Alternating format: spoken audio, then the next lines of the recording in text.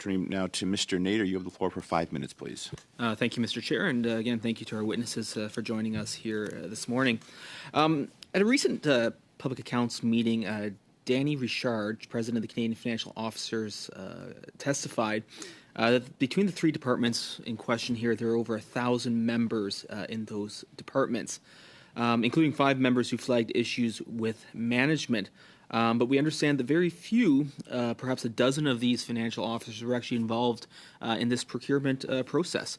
Mr. Moore, are you concerned by this? So I'm concerned by a number of the points Mr. Richard made, and I do regularly communicate with him.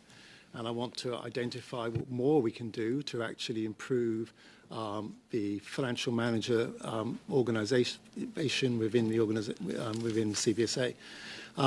But, you know, sort of where we are in terms of the delegation of financial instruments is the majority of the controls are at the manager level, and we then have financial manager advisors who are engaged in the strategic financial management. They do not sign task authorizations, they do not sign invoices on Section 32 and Section 34 responsibilities. But if they identified wrongdoing or any issues associated with that, they would be responsible for bringing them forward to us. Well, frankly, there were problems identified and nothing happened, and I think that's on you, sir. I want to move on, though, but we know there are a number of current investigations ongoing in a number of venues, but most concerning is obviously the Royal Canadian Mounted Police, the RCMP, the Mounties. Our concern here is that Min Doan's emails have magically disappeared. The Chief Technology Officer couldn't save his emails, which is rather concerning, rather than perplexing, and I'm sure the RCMP are very intrigued and interested by that. I want to know from you, Mr. Moore, what are you doing to recover those emails? So that is subject to an internal investigation and potentially also an RCMP investigation. I'm not privy to either of those investigations, so I can't comment on where they are. In terms of what we are doing to recover those emails, maybe I'll ask Mr. Vleeming to explain. Thank you. So this is actually being run by our internal investigation as well, including the recovery side of things to ensure there's no conflict of interest. And so I'm not aware of any more information, not privy to that internal investigation. To you, Mr. Vleeming, how easy is it to permanently delete all your emails without a trace? It is actually surprisingly easy. The reality is that Shared Services Canada is accountable for email and the policies around that, and a person can choose to delete their emails. It is retained for 30 days where they can't permanently, and after that it is deleted. Surprisingly easy.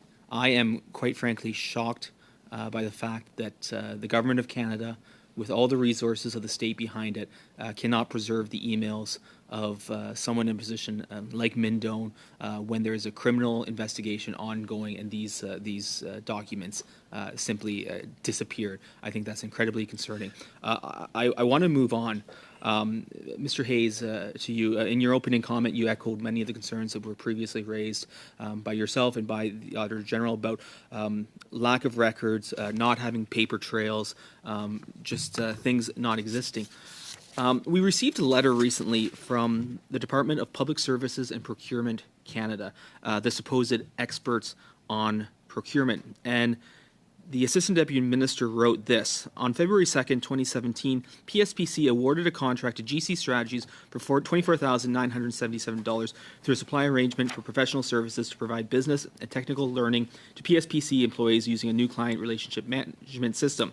A search of PSPC systems found references to the contract, including the total amount. However, the contract document itself was misplaced during a reorganization and relocation of hard copy files. So the department is supposed to be the experts on procurement is losing documents on procurement and on contracts.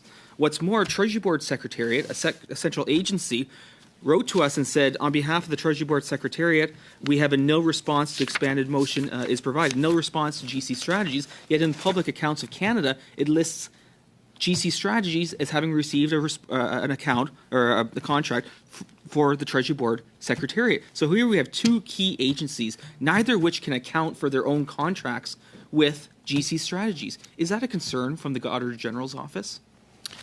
We would expect that proper books and records are kept on contracts and on payments made under those contracts. for the full period of the retention periods required by law. So obviously there are times where hard copies might be misplaced, and it's important to find them. We've constantly made recommendations and findings about the importance of good record management and accurate data collection. So yes, I would express concern over the fact that contract documents can't be located. Thank you very much. That is your time, Mr. Nader.